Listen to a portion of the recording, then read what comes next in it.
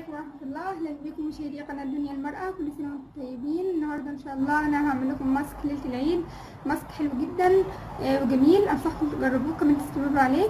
الماسك ده هيفتح البشرة وينقيها ويديها لون وردي كده وحلو. كل مكوناته سهلة وبسيطة ومتوفرة. هو 3 مكونات بس. عندنا هنا معلقة كبيرة زبادي، معلقة كبيرة عسل نحل، وبياض بيضة. أول حاجة هنحط الزبادي، معلقة الزبادي على بياض البيضة،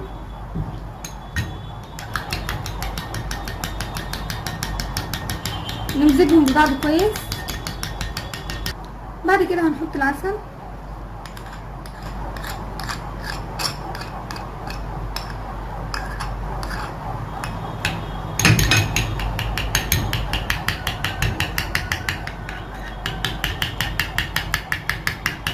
وبكده خلص الماسك بتاعنا، ما خدش مننا وقت. عايزه اقول لكم ان الماسك ده ممتاز جدا، هينضف البشره تماما، هتحسي ان بشرتك بقى لونها وردي شويه. وده من العسل اللي احنا حطيناه في الماسك.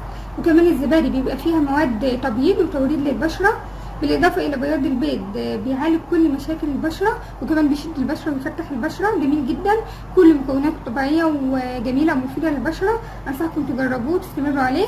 هتحطي الماسك ده على بشرتك وتسيبيه حوالي تلت ساعه، تغسليه بالميه الفتره، وبعد كده هتغسليه بالميه البارده. يا ريت تستمري عليه مرتين في الاسبوع عشان يجيب النتيجه اللي انت عايزاها.